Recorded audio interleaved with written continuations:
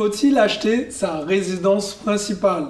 C'est un sujet qui vous intéresse? Je vous invite à rester connecté jusqu'à la fin de cette vidéo et on va traiter de ce sujet ensemble. A tout de suite.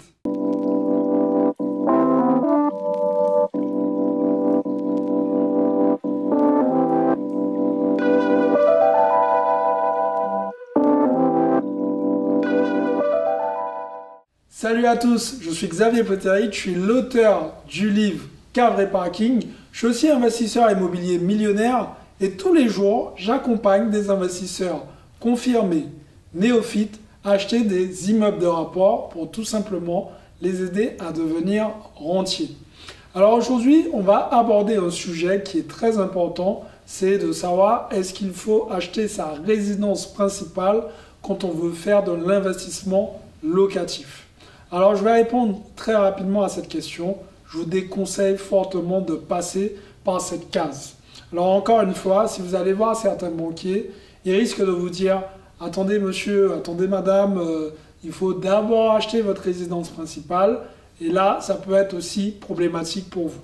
Alors en contrepartie, ce que je peux vous proposer, c'est d'essayer de déchiffrer un peu les raisons pour lesquelles ce n'est pas intéressant pour vous d'acheter une résidence principale si vous souhaitez faire un investissement locatif par la suite.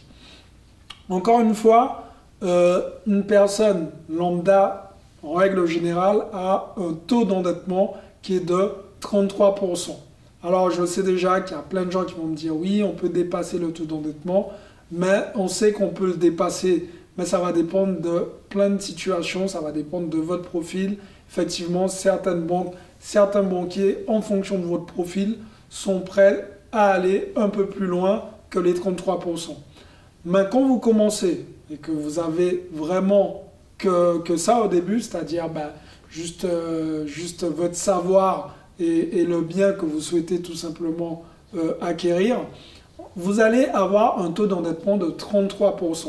Et c'est pour ça que c'est important de se rendre compte d'une chose. Si vous touchez par exemple 1800 €, pour être honnête avec vous, la banque ne va pas essayer de casser son plafond de verre pour pouvoir vous financer.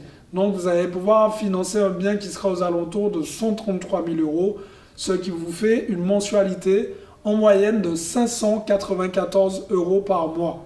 Donc en soi, on va faire un calcul simple, ça vous fait, disons, 600 €. Sur les 600 €, qu'est-ce qui se passe? C'est-à-dire que si vous souhaitez faire un investissement locatif par la suite, déjà, vous êtes à 600 €, donc vous avez déjà touché ce plafond de verre de 33%. Maintenant, si vous venez avec un investissement locatif, même si il s'autofinance, même s'il génère du cash flow positif, la banque ne voudra pas vous financer pour la simple et bonne raison qu'elle se dira « Attention, si jamais l'investissement, ça ne se passe pas comme prévu, qui va pouvoir payer ce bien ?» Mis à part ça, la banque va tout simplement prendre 70% des revenus locatifs. Donc sur ces 70% de revenus locatifs, ça va encore faire descendre ce cash flow entre guillemets que vous êtes censé avoir et du coup ça ne va pas coïncider avec ces fameux 33%. Alors c'est pour ça qu'en règle générale, on conseille aux futurs investisseurs de partir sur un investissement locatif dans un premier temps. Disons que vous partez sur un investissement locatif. Qu'est-ce qu'on doit se poser comme question?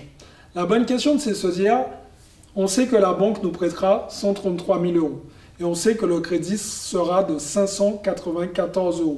Comment ça se passe? L'idée, c'est de se dire que, ok, si j'achète un appartement qui vaut 133 000 €, j'ai quand même explosé mon taux d'endettement.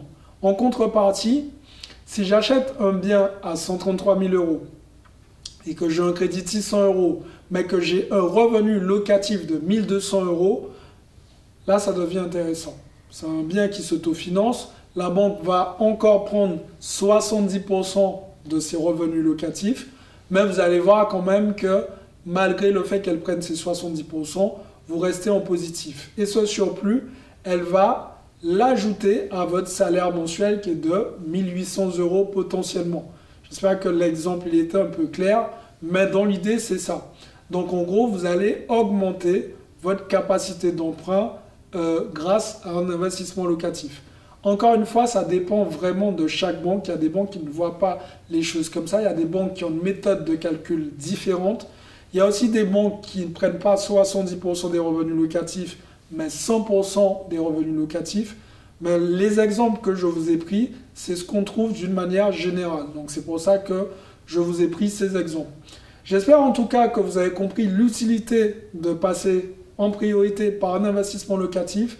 Je sais qu'en général, quand on est en couple, soit monsieur veut sa résidence principale avant, soit madame veut sa résidence principale avant, ça pose en général problème. C'est un gros débat, mais vous devez quand même, entre vous, comprendre une chose, que l'investissement locatif vous permettra d'obtenir une résidence principale qui sera peut-être plus grosse par la suite puisque vous allez générer des revenus locatifs. Notez une chose avant tout, c'est que quoi qu'il arrive, en règle générale, ce sera toujours du 33%. Ça peut monter jusqu'à 42%, mais c'est très rare qu'on vous finance jusqu'à 42% pour acheter votre résidence principale. Donc ce sont des choses à prendre en compte. J'espère que cette vidéo vous a plu. Si c'est le cas, mettez-moi un gros like, partagez cette vidéo, abonnez-vous à la chaîne tout de suite et maintenant.